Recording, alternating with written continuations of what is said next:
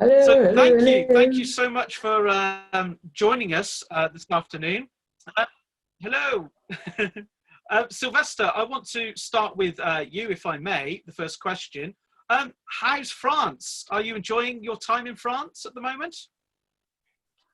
Yeah, it's great. It's very big. Um, yeah, it's beautiful. I'm in a medieval village on top of a mountain. Hmm. It's so medieval that late at night, if you listen ever so carefully, you can hear a tumbrel being dragged over the cobblestones. And if you listen even more carefully, you can hear someone say, "Bring out your dead." So it's very topical, actually. And uh, Sophie, what about you? What have you been up to over the last few months? I mean, thank you as well for doing the free chat a couple of weeks ago. That was really great. What have you been Oh, up to? my pleasure. Well, I'm so fortunate, uh, like Sylvester, to be living in a good location. We got a lovely garden at home, and it's just been absolutely lovely to have both boys at home. I turned our airing cupboard into a little studio, so I've got a microphone in there and it's very cozy, but I've been able to do quite a lot of recordings of audio books and big finishes and other stuff as well. I did a Jane Austen drama and yeah, lots of different bits and bobs. And so that's been amazing that I was able to do that.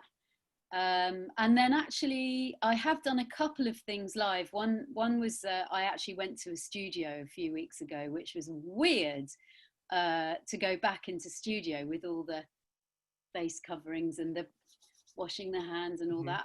And then last weekend I did a live Doctor Who event, which I can see some of you were there at. And that was really great to see people in real life at last. But I'm just very grateful for and fortunate, and I know some people haven't been. So it's nice to be able to do this sort of thing and to cheer everybody up a bit. And so I want to take you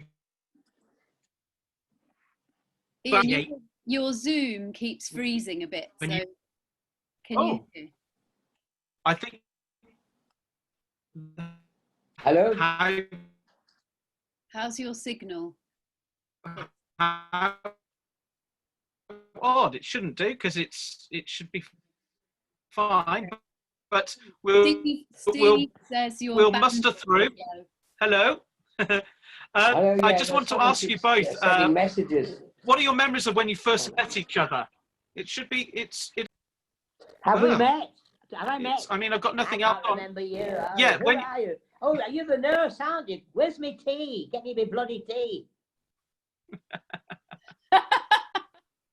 I've never met him before in my life. No. Well, I was delighted. This beautiful young lady came in and she laughed at all my jokes. I was in heaven. Cheers. Oh, well, I was just going to say, Ian, sorry, I'm typing here you a message, but I might as well speak to you. Yeah. Maybe if it goes funny again, you could turn your camera off because it's sometimes then the audio. Yeah. Sure. Absolutely. Yeah. Not that we don't. Yeah, that'd be a bonus for all of us. It's a joke. It's a joke. Thanks, Sylvester. Thank you so much. No, it's a joke. I'm sorry. Well, She feeds me now. You know, good lines, jokes. When I met Sylvester, it was the day of our read through, and I walked into this big rehearsal space with a table right across the other side of the room, and there was Sylvester and Bonnie and Pat Quinn from Rocky Horror Show and Tony Asoba, who I'd seen on Porridge, and this myriad of faces, and I felt very kind of small. Well, I am quite small, but and there was Sylvester, who I watched on Vision On and stuff like that. So I can't remember the actual moment when we met Syl, but I know that we got on very well straight away. And and then we, for some reason, the subject of our birthdays came up, and we found out that we had the same birthday, which was rather nice. So anyway, it was sadly not the same year. It was a joy straight away, though. We got on, didn't we, straight away? Yes, as I said very succinctly earlier. And I think it was, we shared as well as the same sense of humour, or I found him very funny. Anyway. Politics, yeah, absolutely. It was the time of Margaret Thatcher, wasn't it? And things weren't going so well, and we were quite sort of we were trying to plan her downfall. We were trying to write a Doctor Who that would bring down, if we could only write that line that would bring down Margaret Thatcher. Yeah, exactly. Sadly, we failed. Yeah. What was it when you were recording in the 1980s? Doctor Who, it was, I mean, Sylvester, you've said previously that you were the one that killed it off, but I would say that Doctor Who was still a very popular program back then. I mean, that's when I became a fan, and I think lots of people taking part now remember you guys in the late 80s. Yes, well, I mean, I suppose I did. I joked that I killed it off. It was the management upstairs that they tried to kill it off. Mm-hmm. But the fans refused to allow that to happen. So that's why we're still here. So thanks to the fans, we survived, really.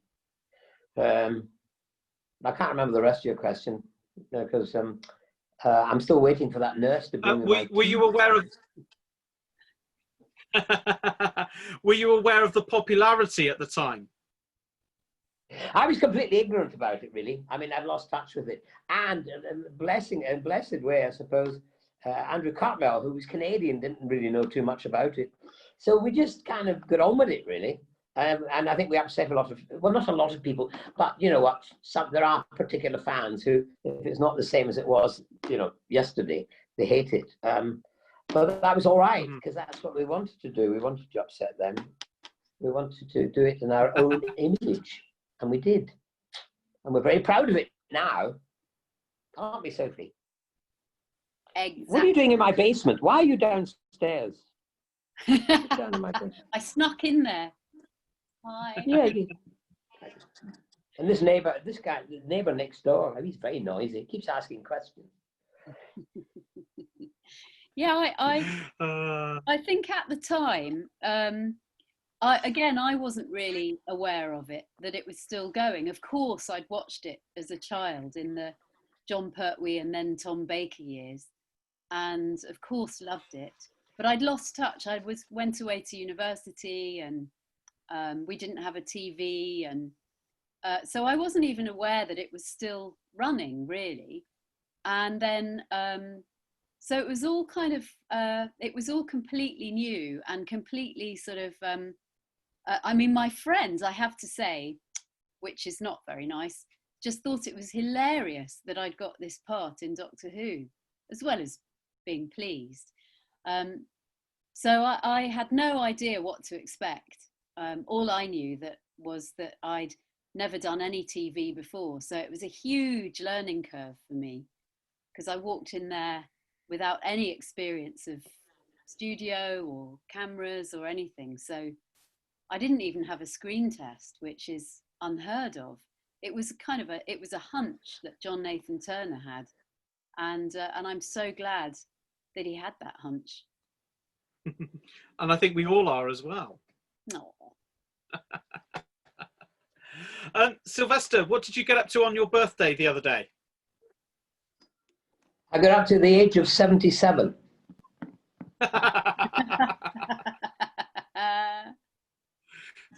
The same age, hopefully, as the next president of the United States of America.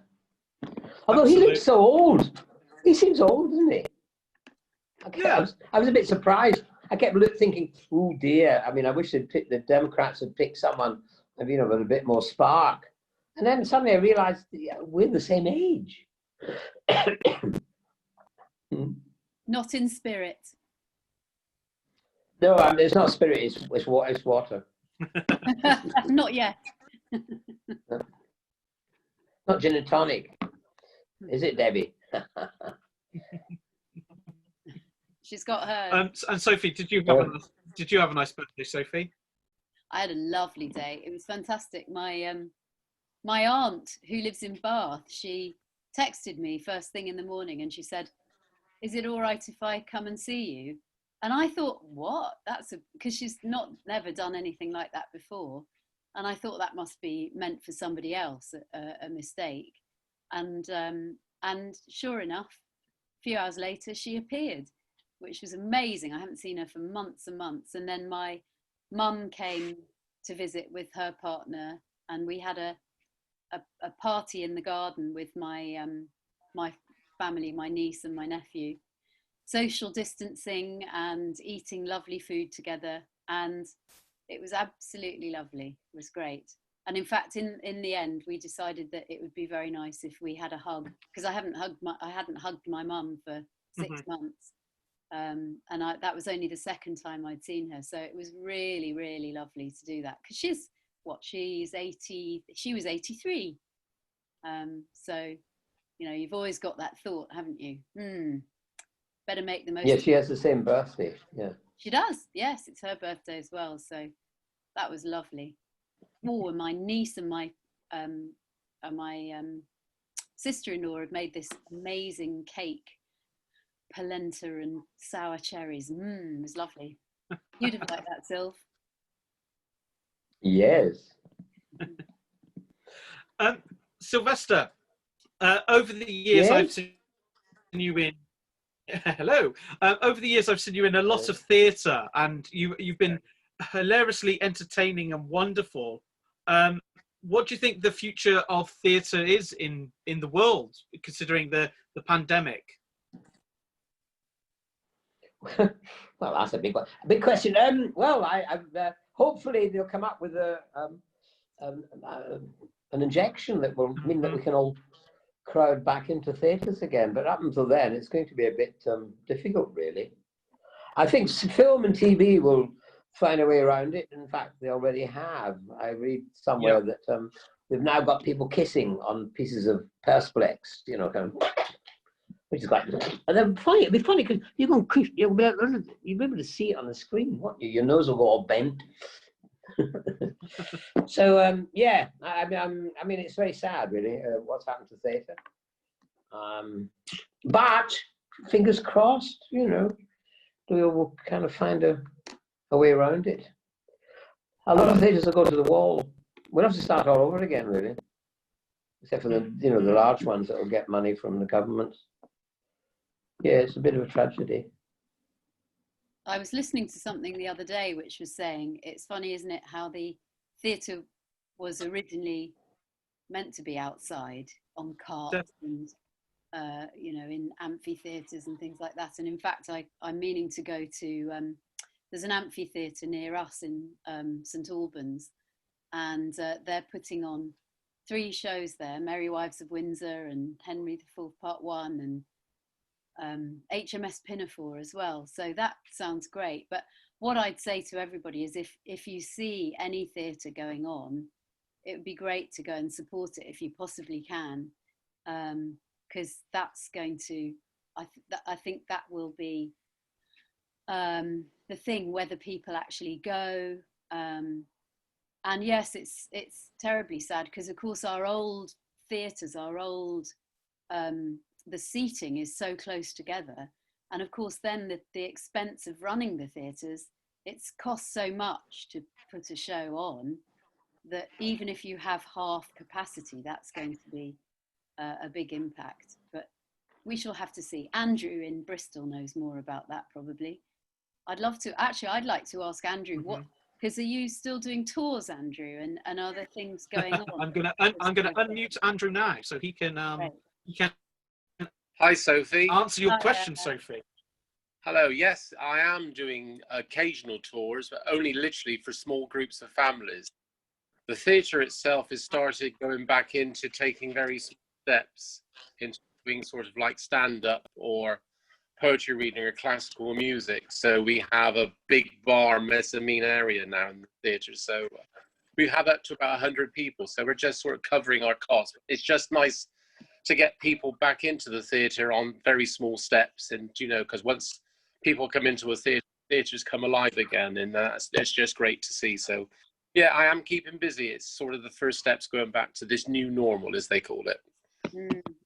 Good. That's really good to hear, isn't it? And people are going to just have to be inventive about what they do. Exactly. Yeah, generating new work and giving new talent a chance to shine as well, which is great. Yeah, that's good. We went up to Edinburgh, Vince and me, a few weeks ago, and it was very odd without the festival there. And then he was sort of sussing it out to see whether street performing would work, because of course that would be something that you could possibly do. But in fact, in the end, he and his street performer mates thought it was a bit too early, because it's actually asking a lot of the audience to maintain their social distancing. And then of course you can't have a volunteer from the crowd and things like that. So, but you know, we'll work it all out somehow. Indeed, yeah. Thanks, Andrew. You're very welcome. Nice to talk to you. Bless you. Cheers, Andrew.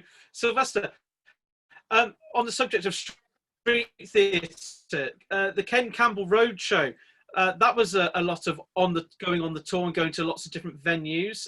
And what was the craziest thing you ever did?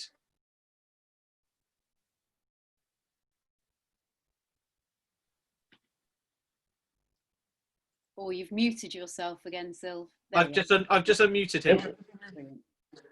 It keeps saying the host has unmuted me. Oh, there. I'm not. Yep. Hello. Hello, we can hear you. Can you hear me? Yeah. Well, I'm not moving. I'm suddenly frozen. I'm frozen still. Anyway, okay, well, we can. Yeah. You can see me, hear me. Good. That's fine. Yeah. Yeah. We can see you. The craziest thing that I've ever done, I suppose, was I did say rather cheekily coming on this program. The craziest thing I'd ever done would be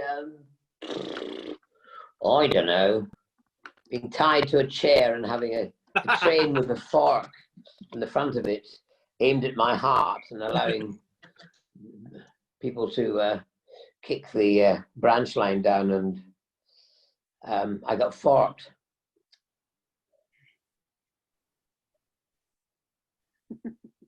You know, little forks, you know, you eat with them. Do you know how the fork got its name?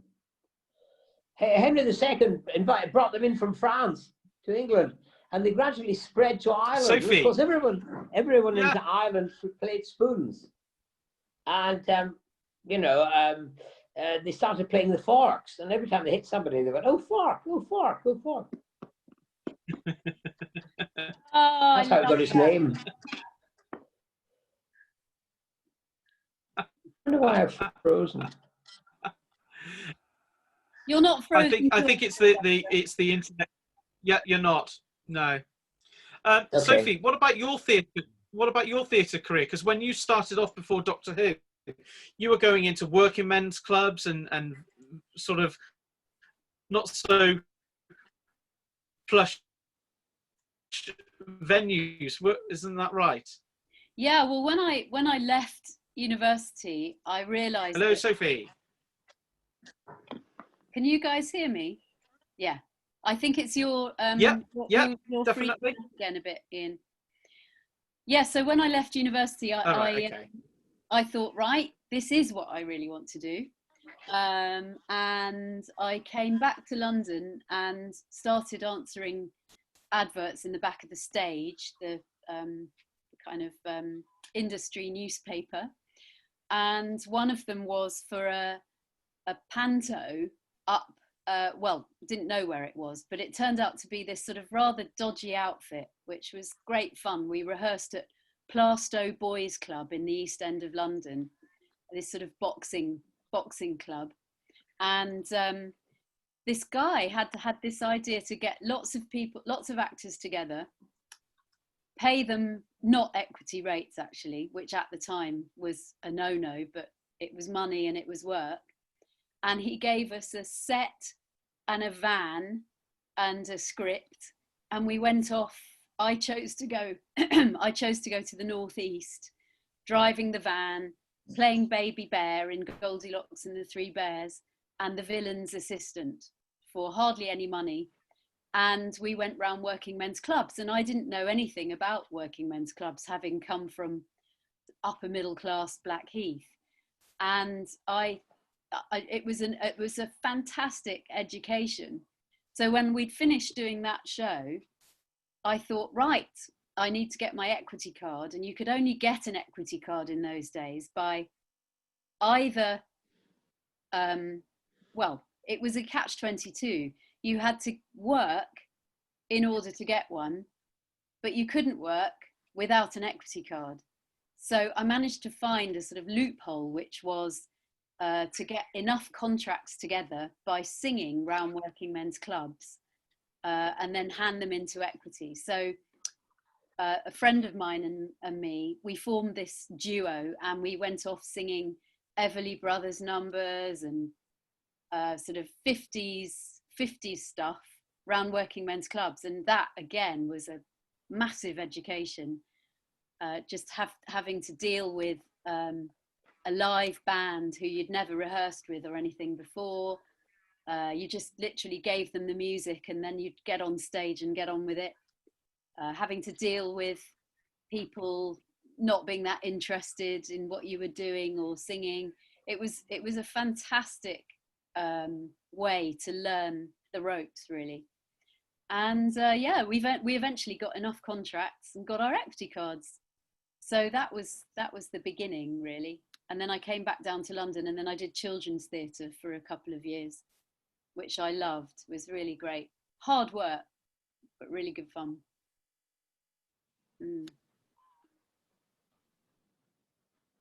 Where's he gone? Oh, I think he must have dropped off. Oh well, I can answer the question now. I nearly dropped off as well. But Sylvester, Ina's gone. You used to do the clubs, didn't you, Phil? Oh yeah, working. I mean, yeah, that's where I've got a great voice projection. When I was at Drury Lane, and the Pirates of Penzance, so everyone else had microphones, but they didn't give me one because I could project in Drury Lane, a 2,000-seater place. I was very proud of that, and that was because of working in working men's clubs. That's when amazing. I was working with Dave Hill, Jane Wood, Bob Hoskins, Ken Campbell, and we were at a party once, and we were sitting and we were chatting to each other, and then I had to go somewhere. When I came back, I noticed everyone in the party was kept away from us because the little circle, they were all bellowing at each other because of these powerful voices. And of course, everyone thought we were all kind of frightening. We were. And what was it you were doing at Drury Lane? The Pirates of Penzance with Michael Praed. Was that where you met Bonnie? Yes, I married Bonnie every night, twice on Saturdays. And we waltzed together. And I used to stand on her feet. She's never forgiven me. Oh, yeah. Somebody's just said Sylvester's projection showed through every time he yelled ace. Which is yes. True, isn't it? Ace! And now everyone's gone dead. Well, I suggest somebody actually has. Can I type you a question while we wait for the host? Yeah, if anybody has got a question for us, then if you haven't done this before, there's a chat feature at the bottom of the screen on a sort of toolbar, and you can chat away there. There's a Russian question. There's a Russian one, which that's interesting. A lovely Russian person. Did I tell you I met a Dalek in Siberia? Go on, tell us. I met a Dalek in Siberia. Tell us the story. Yeah. Well, I was going by train from St. Pancras to Bangkok, by train all over Europe, Asia, and I stopped at a station somewhere in Siberia. I got off the train just to stretch my legs, and there was a Dalek there to greet me. And then I thought, this makes complete sense. Where would you send Daleks? Siberia. What was magic, though, was I was in Hanoi. And in Hanoi, sadly, I just left, and I got a message saying, you must come to our cafe. We have a Doctor Who cafe in Hanoi. And they sent a photograph, and on top of the cafe is a TARDIS in Hanoi. I'm going to go back and visit. It's just amazing, isn't it, how Doctor Who gets everywhere? All everywhere. It's extraordinary, really. Thank goodness. Yeah. Wonderful, wonderful. Okay, there's Sylvester, please can you tell us about the owners? I'm not quite sure what that is. The Owners is a film that's coming out. Well, they're showing it. I'm not quite sure. I'm a bit befuddled by where you can see it. But I think it's there. You can download it in America from the 4th of September. And it's with Maisie Williams and Rita Tashingham and various other people. And it's a mystery, really, psychological mystery, a bit horror. It's coming out. I mean, you can see the preview somewhere online. Press a button. I don't know how it all works, but it's out there somewhere. It's coming out, which is rather exciting. Yes, that's all week. I've been doing interviews and Zooms calls to America and other places, chatting about it. Yeah. Sounds brilliant. Yeah. There's one here. It will be. Talking of which, actually, with films, there's another one here which says, oh, Gary says, I believe that Sylvester's recently done a film with Fraser Hines. Are you able to tell us anything about it? Yes, it was Fraser and I were working together in January in Glencoe in a gale for about a week, really. It was great. We were in this inn while gales and wind and rain and snow kind of battered at the windows. So we just sat in the bar and did what you normally do in a bar, drink. So we were like two old codgers in this bar. It's a kind of a Christmas love story, a kind of rom-com, really. Scotland's first Scottish film, Christmas film, really. It was great fun doing it. What was interesting, I don't know if you know the story of Glencoe, where the Campbells came and massacred the McDonald's, not because of their burgers. It had nothing to do with the burgers. It was to do with them swearing allegiance to the German King George III, I think. And they sent a letter swearing allegiance, but it never got there. So the Duke of Argyll sent his army to them, and the Campbells welcomed them as you do in the Highlands and gave them drink and wine and their girlfriends and God knows what else. And 3 days they had a lovely time, and then one night the Campbells got up and massacred the McDonald's. So on the bar, in the way into the inn, it says Campbell's band. They're not allowed in there. They're not allowed to go for a drink. Rightly so, I think. Wow, yeah. You never know. Yeah. Okay. Oh, Laura says, who would you like to work with next? Audio, play, or otherwise? For me? Yeah. Audio, play. Well, Rob Zombie. I was supposed to be doing a film with Rob Zombie. For those that might know who this amazing chap is, he does horror films, but this was a comedy horror film, so it's been put on hold. Hopefully, we'll make it in March, all being well. Wow, that sounds fun. Brilliant. Can't really say too much about it. No, that's the thing, isn't it? That you can't, you can never say, can you, with new projects? No, you have to keep it under wraps. Yeah. Here's a good one from Steve. What direction would you like to have taken the Doctor in had it continued? Yes, well, I mean, there were very strong hints, really. I think it would have got more mysterious and darker. The mystery was, you know, the one thing I wanted to bring back to it, and also, yeah, much more contrast in the Doctor's persona, definitely making the audience uncertain, really. But juggling all the balls of comedy, tragedy, happiness, sadness, anger, all those things. I think you were really getting there. I did a tweet along for Survival a few weeks ago, and it was amazing watching it again. It could really stand up still, I think, today. And your Doctor was so brilliant in that, really kind of just standing back a bit, looking like you had all the strings, and really, I loved that. It was great. And I thought you were really, because that's what you wanted to do from when you first started, wasn't it? To take the Doctor. Can you say a bit about Andrew Cartmel and what you had planned with him?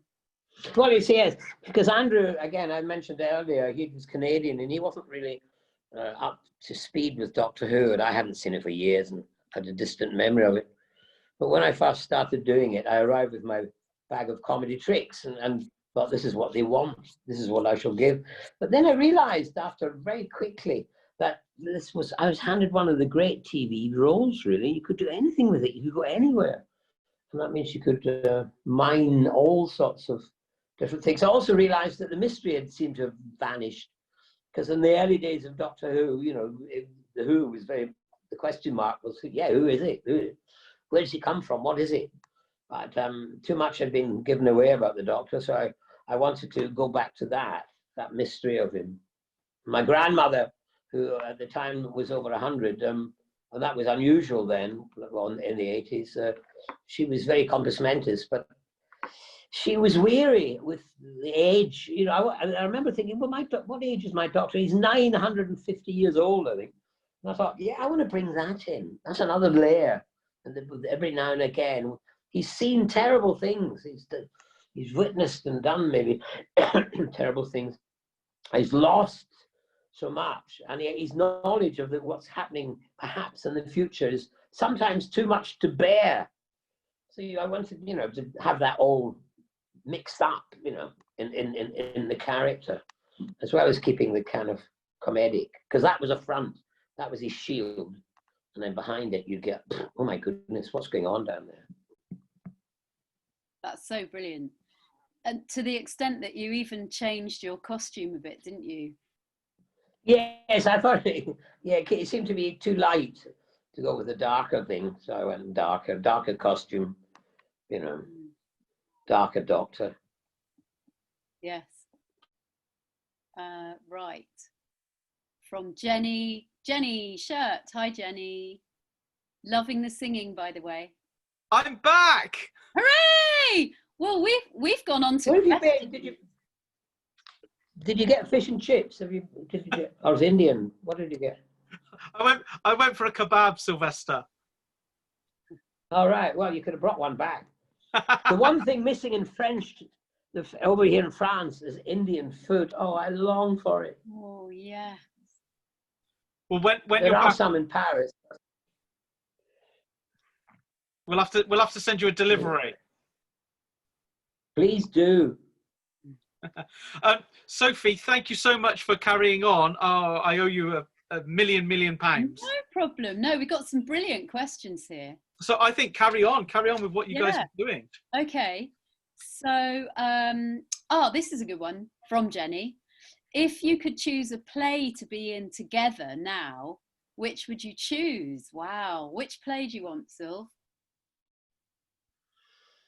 Well, there is a play, I can't remember my name. It's about a writer in England and a writer in America. And they communicate with each other. You could do it now because they're you know, you'd be on the stage, but there'll be social distancing. Yes. And so it's about them writing. I mean, I think it's based on, you know, two famous writers who did communicate with each other. And through that, a great bond between them, developed. I think that, sadly, someone else out there might know the name of that play, but Deb's got there first, of course. She knows everything about theatre. 84 Charing Cross Road. Yeah, that would be a good one. That could be doable now, Yeah. with social distancing. Even on Zoom, maybe. Yeah, you could do it on Zoom, but I mean that's not the same as theatre, really, is it? No, that's true. Like doing telly. I mean, you can do telly.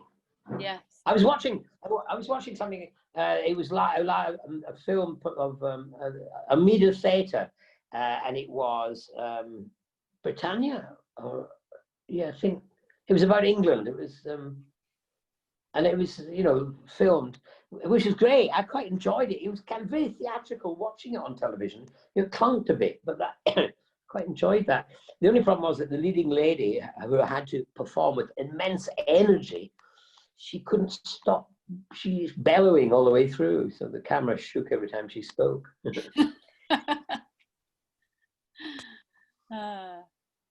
Here's one. 3 years until the 60th anniversary. Oh yes! Wow, everybody! Oh, no. Get ready for that. 3 years. Yeah, there'll be lots of. I'll be 80. No, that doesn't seem possible. Yeah. Would you both be willing to come back for a multi-doctor story? Oh, of course we would. Don't we, Sophie? Of course we would. But will they do it? Will those producers do it? Will they do what the fans all over the world wanted for the 50th and never got? Or we'll have to make another one of those Five-ish Doctors reboot. Yes. Or we'll be so gaga. I mean, Colin's more gaga than me. He's a month older than I am. That's all right. We can accommodate Zimmer frames and so on. That's all right. We can race around a little mostly. Well, I used to do that when I had my hip operations. That was great fun. I used to enjoy that in conventions. That was running over fans. You were a complete liability. I know. Great. Okay, so here's a nice thing from Ben. Ben Elliott says, first of all, you're my favourite Doctor Who duo. Oh, thank you, Ben. Thank you for being here and doing this. He says, I have a question about my favourite story, Remembrance of the Daleks. Oh, talking of Remembrance of the Daleks, we'll tell you about that in a bit. You may not know about what we're going to do after this. There were many progressive themes addressed in the story, such as race and sex. How was the story received at the time, and how did the story speak to you in this way? Well, I think it went down well at the time. I mean, the Daleks are always much loved, really. But I mean, I think it went down well. For me, it was very important because it was about race. And we had race problems in Britain. We still do. Black lives do matter. Anyway, but it was, it was bad then. And so that's what Ben Aramovich wrote a beautiful script, I thought. But there was a time when Sophie was in the boarding house. There was a scene, they were going to cut it. I don't know if you remember that, Sophie. And I walked past this, there was a discussion going on, maybe we should just get rid of this scene. And I suddenly realized, no, you can't. That's the whole essence of it because the scene was, well, you could describe it, Sophie, you were in it, weren't you? Yes, well, you probably remember it was the one where I go in and the thing is there was no dialogue. And I think that was the problem with a lot of TV, and especially now, is the time. They don't want to give these scenes with no dialogue or no particular action that some people might not think is pertinent to the story. They don't want to give that airtime. But this was great, going into the room, noticing this sign on the window. Ace goes over to it, Ace from 1987, turns it round and it says no coloureds.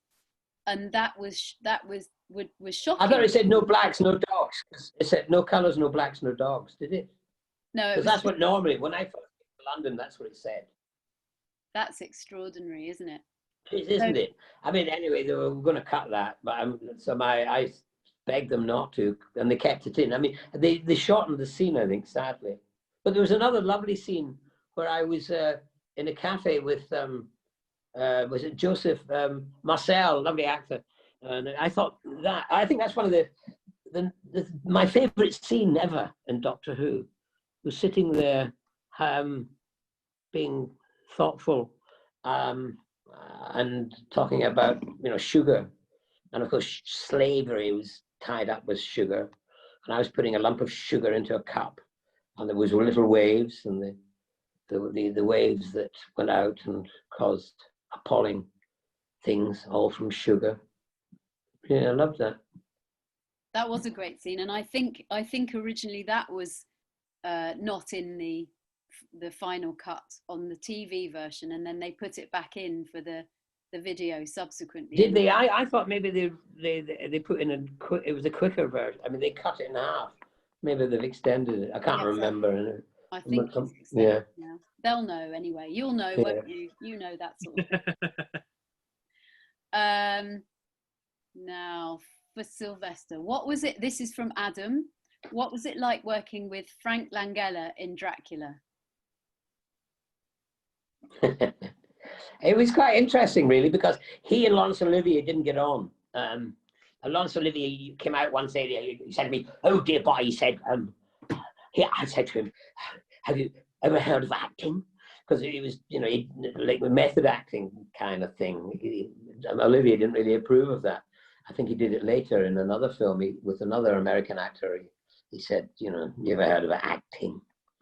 So they didn't get on. But Laurence Olivier, Langella, I met him once in Poole, and I was in a second-hand shop, and he popped in with his wife, his elegant wife, and he met me there. We chatted for a little bit, and then later on we were standing waiting to go on in the scene. He turned to me, he said, "We're the only two people with intelligence here." So it was. So that's it was weird. I mean, I upstaged him really badly, but they cut it.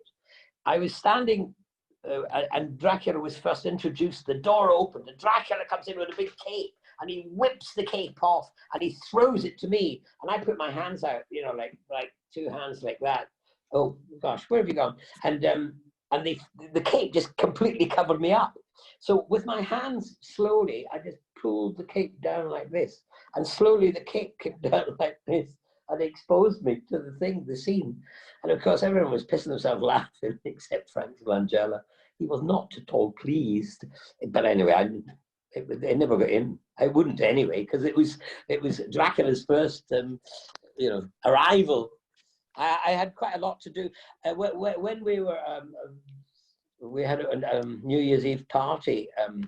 Donald Pleasance, who was beautifully named, it's Pleasance, lovely man, and he had this party, and the director came up to me, a bit drunk, and he said to me, "Hey, Sylvester, I think I'm going to take all the comedy bits we cut out of you in the film and put them back in and turn this film into a comedy." And sadly, he woke up with a hangover the next day and didn't do it, so I was hardly in the film. It was my first film. I didn't know, I was waiting for someone to tell me, rules. I did it, interpreted it my way. Great. There's another question. Sorry, Ian. No. Ask the question, Sophie, please. Yeah, sure. Okay, so this is from George. Hi, George. Good to see you. Really, thank you for being here. And George wants to know what it was like playing the Fool in King Lear. Working with Ian McKellen, it was a pain in the neck. The reason for that is he's very tall, so I had to keep looking up at him, and I got this pain in my neck. Well, no, it was amazing actually. It was a great role to play. Again, in a way, what I wanted to do with my Doctor, there was kind of an echo in it, really, because the Fool is a comic part, but it's also a very tragic part, and that working with those things, keeping the comedy going. Trevor Nunn, we did lots of previews, and he came in one day and he said, he'd seen many, fools in his time, because he ran the RSC and he, you know, been around forever and all that, doing that stuff. And he said he never in his life had he seen a fool get laughs, get many laughs. And I was getting laughs. So I was very proud of that. But at the same time, I wanted to hang on to the, you know, the tragedy, because the fool shared the same tragedy as his king Lear, who was going sorely mad, and the fool who loved him dearly was going mad with him. Because I remember once Trevor Nunn came up to me and whispered in my ear, "Find 3 other ways to love Ian." That was very difficult. My wife says the same thing. Oh yes, sorry Ian. Yes, That's great. you're not a pain in the neck. I look down at you. No, you're the same height as me, aren't you? You're taller. More or less, we're about the same height, yes. And you went all over the world, didn't you, Sylvester, with King Lear? Yeah, we toured the world. We took it everywhere. We went all over the world, and we took it to New Zealand, and the director of the Hobbit, he came and saw it, and yes, Peter came and he saw it, and he saw Ian and I working together. I think that's why one of the reasons I got the part of Radagast Brown in the Hobbit. And we filmed King Lear as well. I mean, it's out there somewhere. You can go and watch it. You can see me looking up to Ian McKellen. Ian McKellen likes to take his clothes off. It's kind of one of these things, really. But when we were filming, they put a bush in front of me, because, you know, they couldn't do it on the stage, but they did it in the film. He was very upset, but they kept saying, "Well, this could be seen in, you know, in schools." Well, I was lucky enough to see it when you were in London, and well, I was going to say we had you got very good seats for us, but actually at one point I did think they were a bit too good. It felt a bit close, if you know what I mean. Yes, well, I mean, if he swung around, you might get knocked out. It was amazing. Sophie, we've got like 10 minutes left, but I think we should make some magic moments for people like we did a few weeks ago. I don't know if you remember. So I'm going to unmute a few people just to say a quick hello. Yeah. And I think we have to go first. And I'm so sorry if we don't get to you guys. I really apologize. But there is a young person dressed as the 7th Doctor who had amazing artwork, Sylvester. And I'm going to unmute that person. Again, I can't pronounce your name. I'm so sorry. But if you want to say hello to Sylvester, you are unmuted now. Hello. Many thanks. Anna. You're my favorite Doctor, really. And thank you. Well, you taught me how not to be afraid of being funny, and I've heard you been in Russia. You look great. I've heard you been in Russia, and yes, I'm Russian. And yes, I know. Will you come again? Well, I might do. There's a thing I saw today in the paper. There's a luxury bus that they're going to run from London to India, and it looks as if it goes through Russia. And I thought I might go on that. So yes, and whereabouts in Russia are you? What? Where in Russia do you live? Tyumen. It's in Siberia. All right. Have you got a Dalek neighbor? That's nice. A lot of people here know Doctor Who, and they watch new series and classic series, and a lot of people here that say that you are amazing. Thank you. That's very nice to hear. Thank you very much. Right, okay. Let's find someone else, Sophie. Let's see. Who can we find? Let's have a look. Who are we going to choose? Wave your hands if you want to speak to Sylvester and Sophie. Just wave your hands. Wave. I can see Beebs is waving away. Beebs, there. okay. Hello, Beebs. Let's unmute you. There we go. Hello again. Hi. It's so nice to talk to you, Sylvester and Sophie. I love you guys. You're like one of my favorite Doctor Who pairs ever. You guys are amazing. Oh, thank you. Where are you, Beebs? Where are you? I am in Florida. Wow. This is the beauty of Zoom, isn't it? That we can, I can see Sue Cook there as well, you know, we can communicate from across the pond quite easily. Yeah, I mean, I was so excited when I saw this, because I mean, you know, a lot of times you guys do stuff over there, and like, you know, it's really hard for me to be able to interact with you guys. And so it was so cool that they got to do this and I get to be a part of it. So it's awesome. And I've been listening to a lot of your Big Finish stuff with, you know, the Seventh Doctor and Ace and Hex. And I love them so much. They're so good. Oh, great. That's lovely. Lovely to hear. Yeah. Yes. Yeah, you guys. I particularly like the ones with Hex, actually. I think he's such a great character and a good foil for Ace. It brought something different to Ace's character, which I really liked. I really enjoyed doing. Yeah, their relationship is great. Also, I'm wearing the Seventh Doctor's scarf. I don't know if you can see it very well, but I'm wearing the yes. scarf. Yeah. The paisley scarf. The paisley scarf. Yeah, I love it. It's awesome. Oh, Sylvester, tell them about the scarf. Yes, I was going to say that. When I first did Doctor Who, there are photographs around. You might see them with a tartan scarf. But then before we started shooting properly, they said, "Oh, no, we don't want the tartan scarf. We don't want to define you as a Scot as such. So here's some scarves here. Choose them." So I chose a paisley scarf because they said, "Okay, that's fine." Not really. They didn't realise Paisley's in Scotland. So I got my Scottish scarf in. Oh my goodness, that's amazing. Cheers, Beebs. Thank you. Okay, keep waving, people. Let's see who wants to say hello. Let's go to Anthony. There we go, unmuted Anthony, who's being attacked by a dog at the moment, by the looks of things. Yes.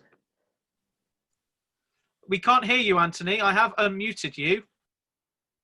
Is that any better? There we go. Sophie, we were fortunate enough to have met you at your book signing at Sad Cafe in Manchester. Oh, yes. We just snuck in, didn't we, before lockdown? It did. I mean, we were delayed because of the storm, and then, lucky enough, it just came before lockdown. Yes. But I just wanted to say, I mean, Sylvester, you are the pinnacle of Doctor Who in my eyes. I mean, I started with the Fifth Doctor when I growing up, but you were the Doctor that spoke to me on so many different levels. Stories like Ghostlight, Fenric, Remembrance, they were all more than Doctor Who. They had their own ethos, and I think with modern Who, I just want to say, I mean, I think to me, David Tennant was the one who spoke to me most of your Doctor. Did you find that sort of link with any of the modern Doctors? Companions. Yeah, I suppose. I mean, my favourite of the modern was Christopher Eccleston's, really. Partly because it was a more working class Doctor. I quite like that, and he was the guy I liked a lot. I liked all the others as well, but if you have to pick a favourite, and also he brought it back with such. Well, yeah, obviously that's got to count for something. I'd just love to see you all back together. I think it would be amazing, especially say with the 60th coming up. I know. Well, start writing. I mean, what the fans around the world should do is get together and start trying to force the producers into doing what they should have done for the 50th. Yes. I mean, I think what they should do for the season, if they got the 50th, the 60th anniversary season, they could have it each different in a story, somewhere hidden. You can have a link between all the Doctors. Each episode. Yeah. Wow. What an idea. And maybe hidden or disguised or playing another part, and then maybe the one on November the 23rd, is it? I can't remember. Whenever it was, we could all come together. That would be fun. I think everyone should get together and definitely push them in that direction. That's a great idea. Okay. And of course, Sophie would love to see Ace back in full flow. Yes, indeed. Didn't we all? Cheers, Anthony. Thank you. Thank you. Bye, Okay. Anthony. Well, we've literally not even got 5 minutes left. So I just want to say thank you all for buying your ticket for this. Autographs for Sylvester and Sophie are still available through the website. I want to say an extra big thank you to Sophie for filling in when my computer decided to die. But I guess it was a lot better without me. I wish I could have seen it. So we will be going over to the Matrix moment in a few minutes, which is the smaller chat. Some of you have got tickets for that. But Sophie, let's just quickly talk about what's happening at 7 o'clock. Oh, yes. Now, at 7 o'clock, we are all going to be doing well, maybe I am anyway. I'm going to be watching Remembrance of the Daleks, which I haven't seen for ages. So it's going to be really good to do that. And we're going to do a tweet along, which I've done 2 now. So this will be my 3rd. And it's great fun. You just need to set your DVD or whatever you're watching on, and everybody presses at the same time at 7 o'clock. And then you get on your Twitter account, and you anything you want to post, you just use the hashtag unlimited rice pudding, of course. What else? And then everybody else will be able to see your posts, and we can have like a sort of dialogue about that. Oh, look, Ben's got his copy ready and waiting. There we go. Yeah, so that's all you need to do, really, is just press play at 7 o'clock. It will be 7 o'clock, won't it? Yeah, 7 o'clock, straight after the Matrix moment. Yeah. Yes. So you press play, and then we just tweet each other, and any questions or any comments. My thumbs get very tired, but yeah, it's good fun. And it whizzes by, I always find. I can't believe that it's gone so quickly. So Well, do join us for that if you I won't be there, but I think I taped a message to somebody somewhere. Yeah. Somewhere. You have. So thank you so much. I hope you all enjoyed it. Thank you, Sylvester, for being part of this, and thank you, Sophie, for being part of this. I'll see you both in the Matrix moment in a few minutes. Thank you, everybody. Apologies for not getting to all your questions. There just wasn't time. But anyway, I appreciated looking at them all. Cheers, guys. Bye, everybody. Bye. Bye. Bye.